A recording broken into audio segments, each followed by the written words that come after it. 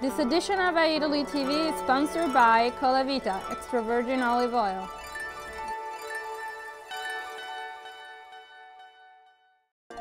And Baci Perugina Chocolates. Say I love you the Italian way.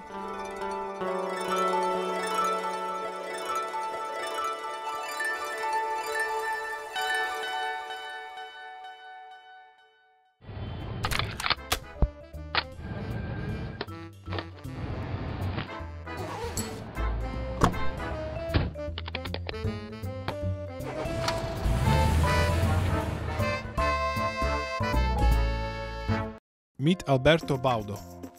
Steve Acunto will guide us in an exclusive tour of Italian futurism. Join us at Stella 34 for a mouth-watering experience. Some new advice from Fred Gardaphe. And last but not least, we met with Dacia Maraini.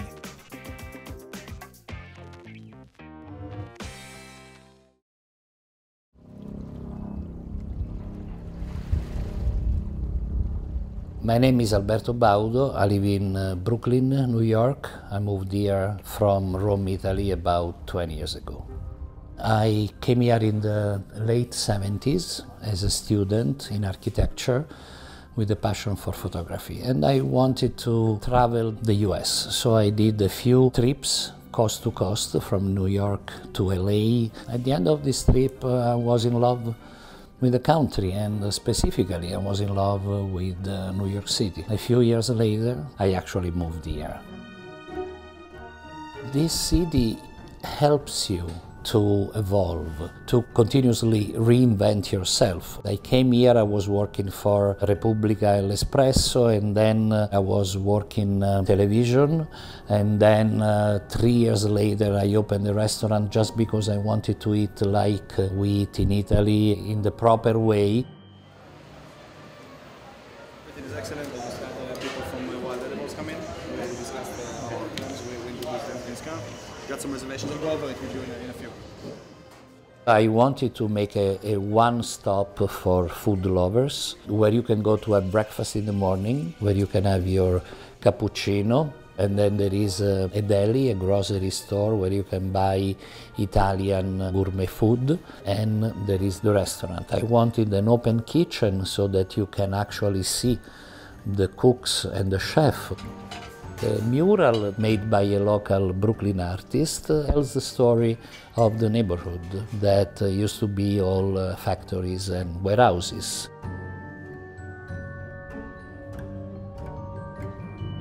I always loved Williamsburg because of the energy of this neighborhood. This place is what Soho and the Village used to be 30 years ago.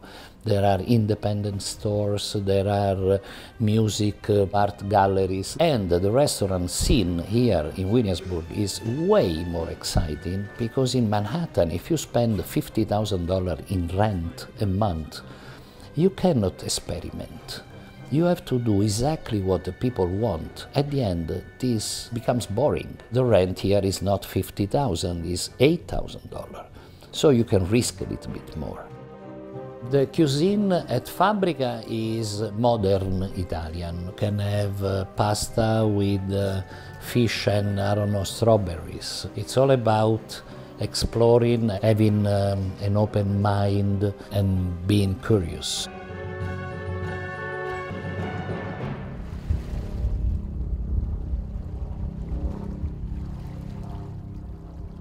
I entered in touch with these two kids from Colorado who were building furniture using reclaimed wood. And I was fascinated by the fact that they were giving new life to old material. I decided to hire them to build some huge mirrors in my restaurant. I learned later that they never did it before, and they were not at all equipped to do it. Instead of 1 week, it took 3 weeks, but then they brought the mirror, and it was phenomenal. The price they gave me was very below market. So I told them that probably there were possibilities for marketing their production at a better price. From our friendship was born a partnership. The company that now is called Recycle Brooklyn is going to expand in other major city where this trend of using reclaimed material is growing like it's growing here in New York City. It's an history that repeats itself. Williamsburg was the frontier. In 5 years will be no more, because I already know that a big company just purchased a huge bunch of commercial spaces, and they are going to build the first mall. Williamsburg will look like Manhattan very soon. Is this bad? No, it's not. This is the history of this country. There is another Williamsburg somewhere, maybe Red Hook, maybe Bushwick, maybe Greenpoint. There is another Williamsburg waiting to happen. This is what makes this city a fantastic experience, because you never know what happens tomorrow. Everything is changing, everything is in movement, and it's fascinating to be part of this process.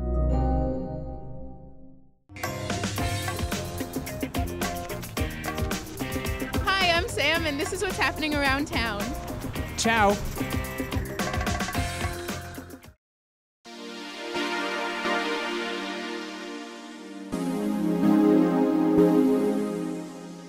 What was the future like in 1909?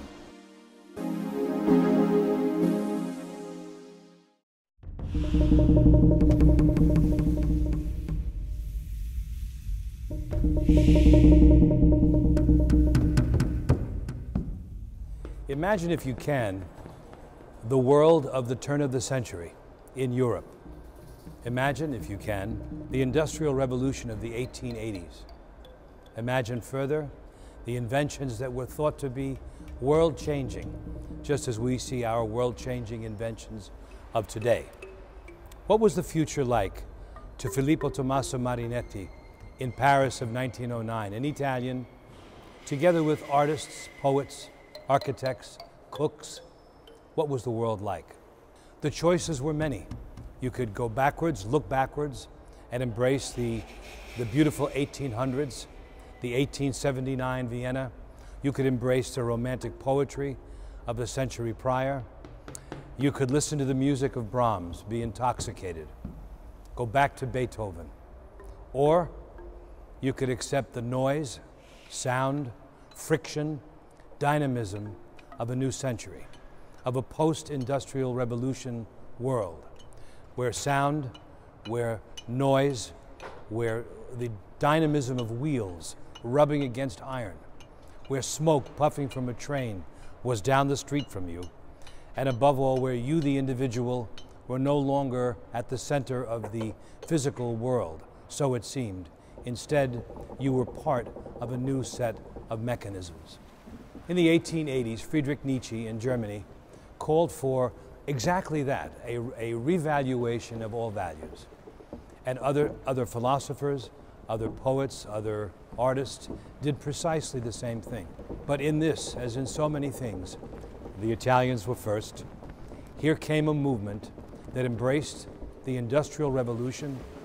It reached out and said, we'll take war, we'll take bombs, we'll take the impersonality of this world and turn it into a structure in art, in architecture, in music, in food, in every area of life.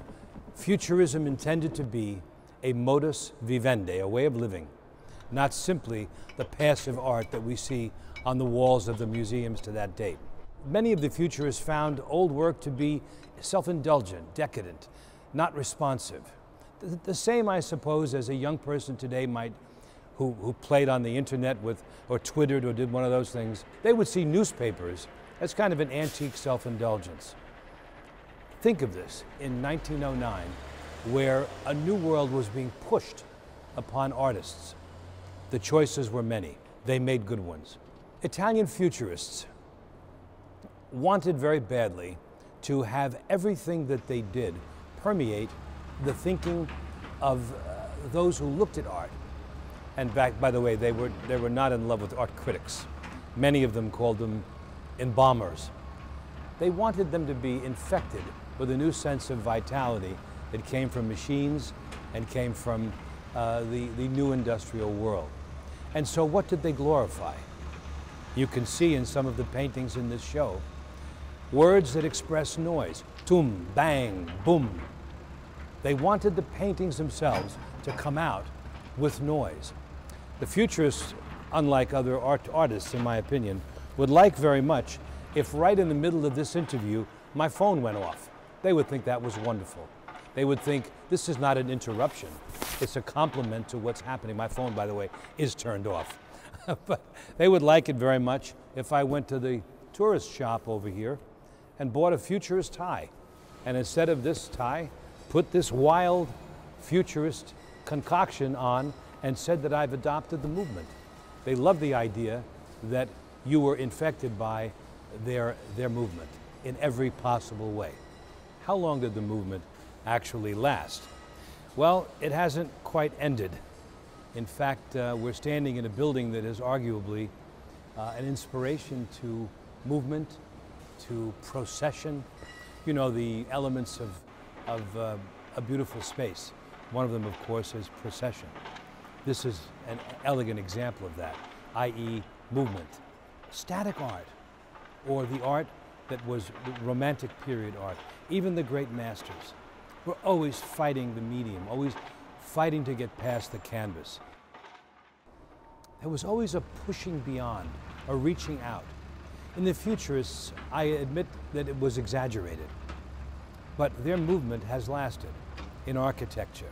Today, even graffiti.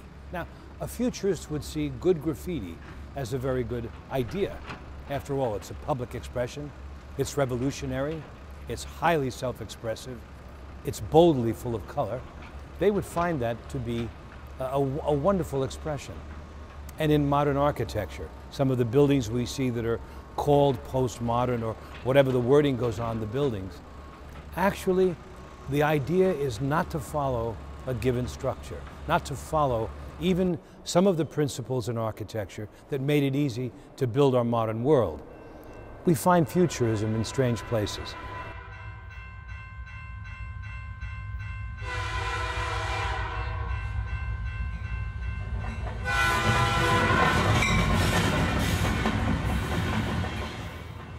Futurists loved demonstrations. For example, they would think that this interview was tedious and boring because there was no noise in the ambience. I mean, I hear some cars going on outside. Maybe we should bring them up. Maybe we should have a call for the destruction of museums, which they did. They did. They glorified bringing down old museums where the art was stuffy. To the futurists, the present was not worthless. The present was not simply a rejection of the past. It was an embrace that was inevitable, an embrace of all of the technology that they believed would transform the world.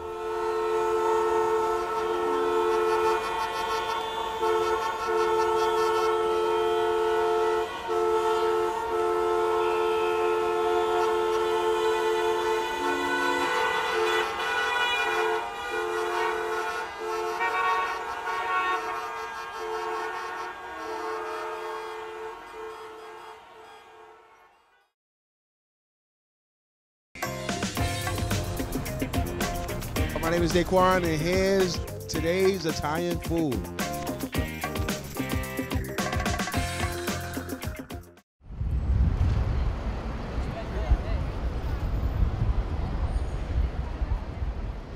My name is Jarett Appell. I'm the executive chef at Stella 34 Trattoria.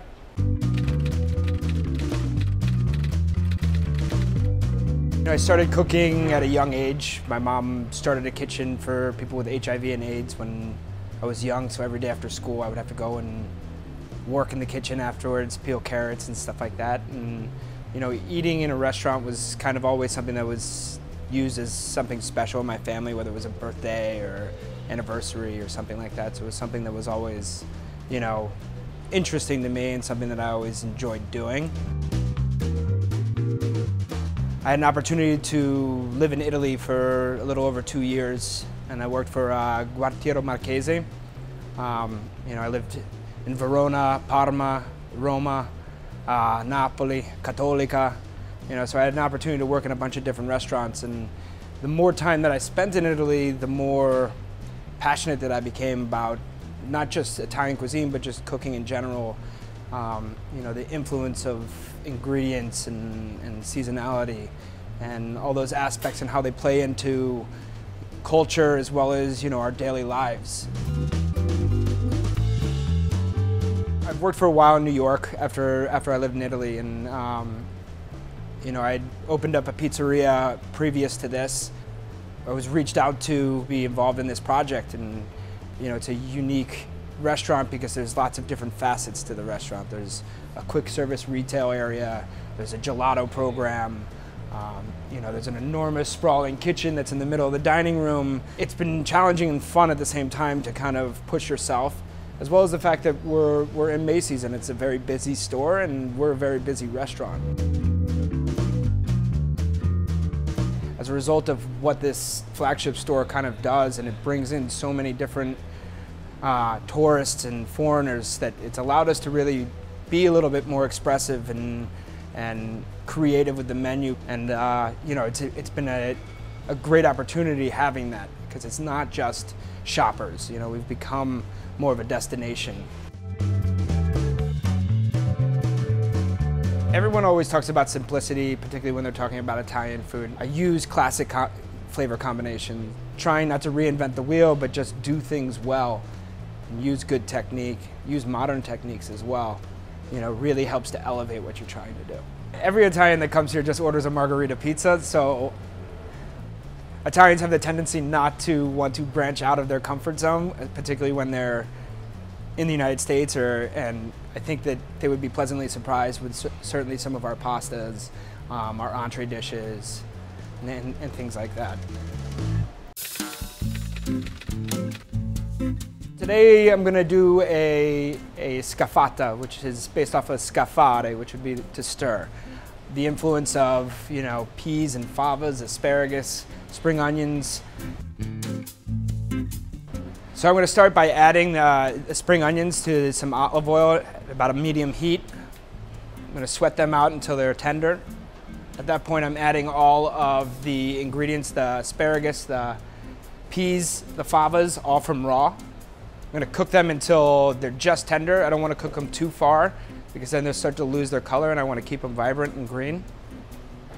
At this point I'm going to add my pecorino and my mint and finish with a little bit of lemon juice. So I'm going to use this as a topping on a pizza. So you're going to take your dough and you're going to want to use as light flour as possible, just enough so that it doesn't stick both to your hands and also to the surface that you're working on. You use your fingertips. You don't want to push too hard into the dough because you don't want to create differences in the thickness of the dough.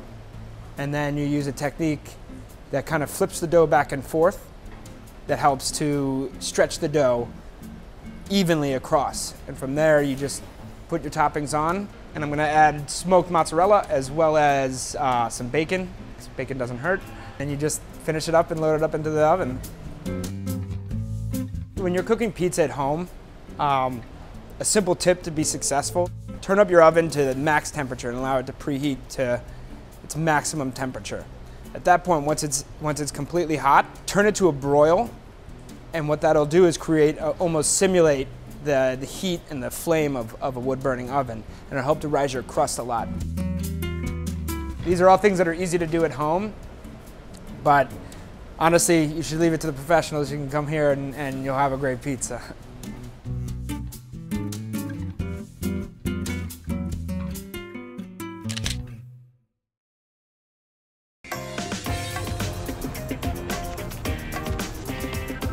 We reviewed this book.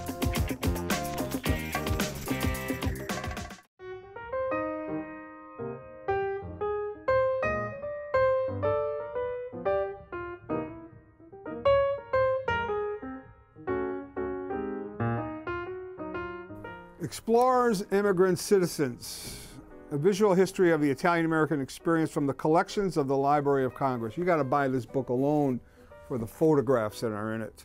Linda Barrett Osborne and Paolo Battaglia. Paolo Battaglia is a writer and a publisher from Italy. Linda is I think she's retired now, but worked at the Library of Congress as an archivist. And they have created what I think is the ultimate photo book of Italian-American culture. Words do not do justice to the photos. These are photos that have been in the archives, sitting there, and if it was a book just with photos, it would be, to me, I think, well worth it. Now, they're not just pictures. These are pictures that have been very well annotated. Everything from religion and education, immigration, leaving Italy. It's really been, and the creation of Little Italies.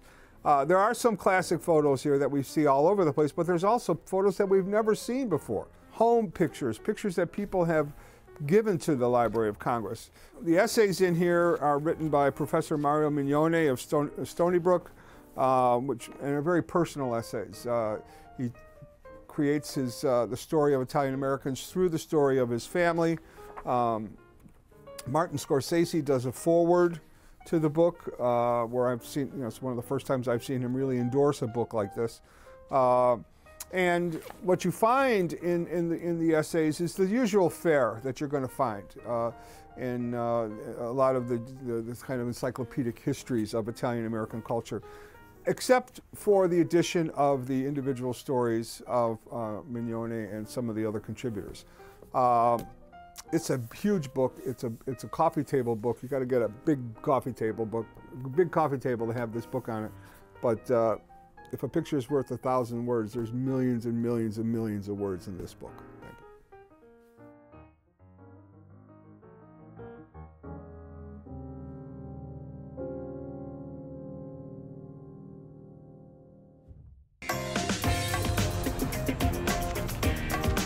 This is Liam. Let's watch this interview. Signore e signori, buonasera. Benvenuti alla Casa Italiana Zerilli-Marimò della New York University. Welcome to Casa Italiana. My name is Stefano Albertini. I'm the director. It's a great pleasure to welcome back to the Casa Dacia Maraini. As you know, Dacia Marini is one of the most prominent Italian writers, active in a variety of different literary fields, including theater, prose, essay writing. And please welcome Dacia Maraini and Jane Thomas.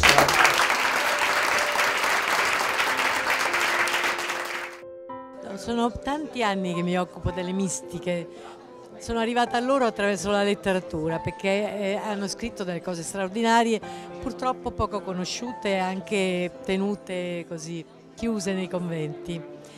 E attraverso la letteratura sono arrivata anche alle persone. E una di queste è Chiara, che è certamente una persona di grande forza, di grande energia, di grande intelligenza e soprattutto un modello di idealismo.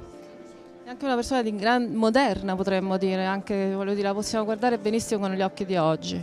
Io penso di sì, perché la decisione della povertà, quello che lei chiamava privilegio della povertà, è una decisione molto importante, che è quella di non possedere nulla, che è un'idea molto profonda, perché il possesso è un limite, è una schiavitù, no?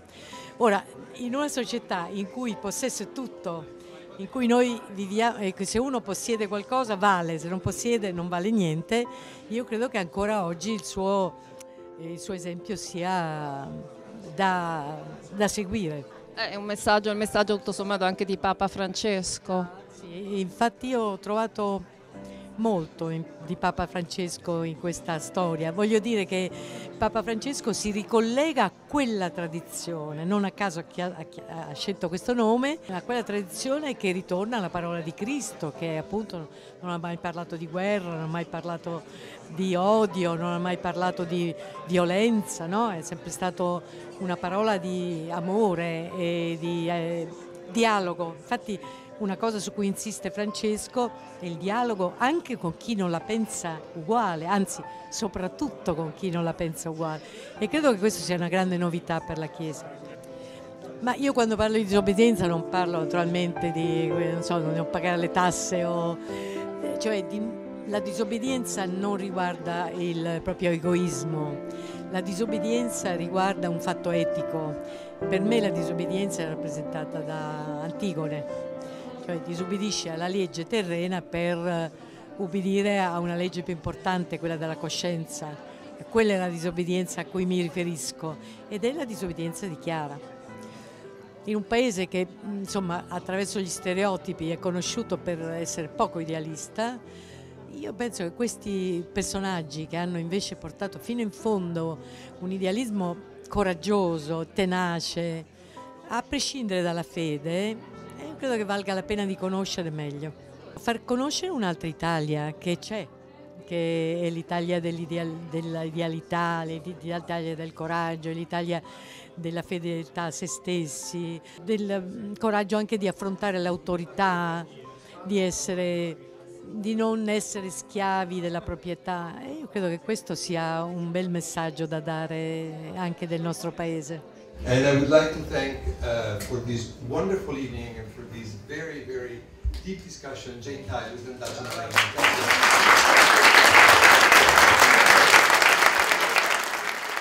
Be sure to check out our next week's episode with Federico Iena Cruz and his street art, an Italian corner in Williamsburg, the first episode of our Pasta Mania series, Fettuccine al Ragù. Fred Gardaphe reviews Long Island Italian Americans, Fabio Volo at the Italian Cultural Institute.